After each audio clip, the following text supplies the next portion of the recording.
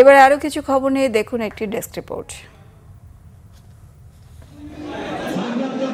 শনিবার বিএনপির যুগ্ম মহাসচিব সৈয়দ এমরান সালেহ প্রিন্স ময়মনসিংহের হালুয়াঘাট উপজেলা ও পৌর এলাকার আলেম ওলামা ইসলামী চিন্তাবিদ, মসজিদের ইমাম ও এতিমদের সম্মানে সেখানকার একটি কনভেনশন সেন্টারে ইফতার মাহফিলের আয়োজন করেন।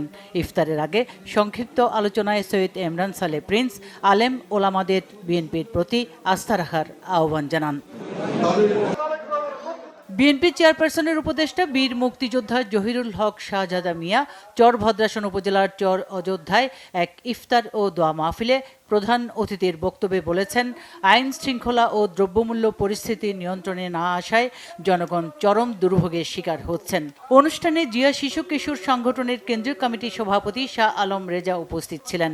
পরে বেগম খালেদা জিয়ার সুস্থতা কামনা করে দোয়া করা হয়। রাজধানীর উত্তরায় ক্যামব্রিয়ান স্কুল অ্যান্ড কলেজ অডিটোরিয়ামে ইফতার পূর্ব আলোচনায় প্রধান অতিথি ছিলেন দুর্নীতি বিরোধী জাতীয় সমন্বয় কমিটির সাধারণ সম্পাদক সারওয়ার ওয়াদুদ চৌধুরী।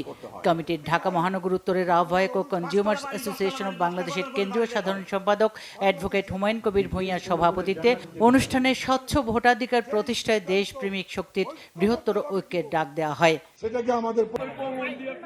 সিলেটের গোলাপগঞ্জে বিএনপি চেয়ারপারসনের ফরেন অ্যাফেয়ার্স অ্যাডভাইজারি কমিটির সদস্য ওহিদ আহমদের উদ্যোগে ইফতার ও দোয়া মাহফিল হয়েছে।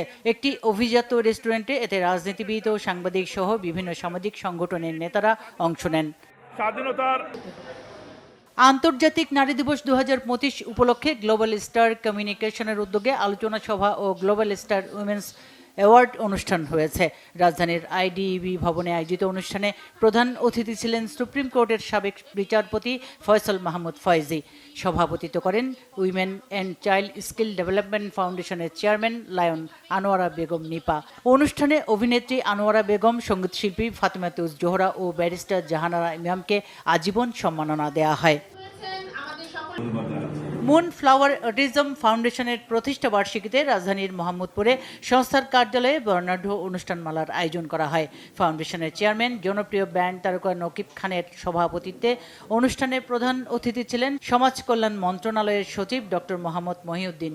বিশেষ অতিথি ছিলেন ইউনাইটেড কমার্শিয়াল ব্যাংকের ব্যবস্থাপনা পরিচালক মোহাম্মদ মামদুদুর রশিদ। স্বাগত বক্তব্য রাখেন ফাউন্ডেশনের সচিব ডাক্তার সিরাজি মুনিরা। উপস্থিত ছিলেন সৈয়দা শামীমা আক্তার, রাফাত ফারুক, মফিজুল ইসলাম। পরে ফাউন্ডেশনের শিক্ষার্থীদের অংশগ্রহণে হয় মনোজ্ঞ সাংস্কৃতিক অনুষ্ঠান।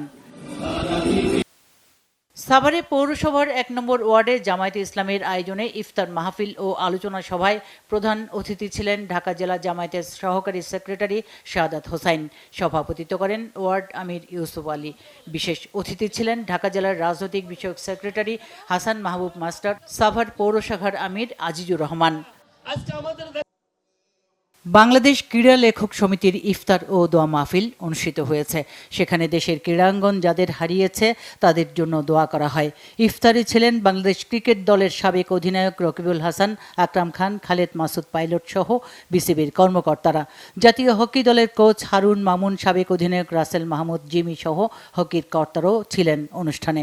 আব্দুল গাফফার এমিলি সহ বেশ কয়েকজন সাবেক তারকা ফুটবলার ও বাফুফের নির্বাহী কমিটির সদস্যরা ইফতারে উপস্থিত ছিলেন। এছাড়া শুটিং, আর্চারি, হ্যান্ডবল সহ অন্যান্য ফেডারেশনের ক্রীড়া ব্যক্তিত্বরাও অংশ নেন ইফতারে। বগুড়ায় জেলা সাংবাদিক ইউনিয়নের বার্ষিক সাধারণ সভা ও ইফতার মাহফিল হয়েছে। স্থানীয় একটি হোটেলে এতে প্রধান অতিথি ছিলেন বাংলাদেশ ফেডারেল সাংবাদিক ইউনিয়নের মহাসচিব কাদের গনি চৌধুরী। তিনি বলেন, আগের স্বৈরাচারী সরকার গণমাধ্যমের স্বাধীনতা নষ্ট করে দিয়েছিল।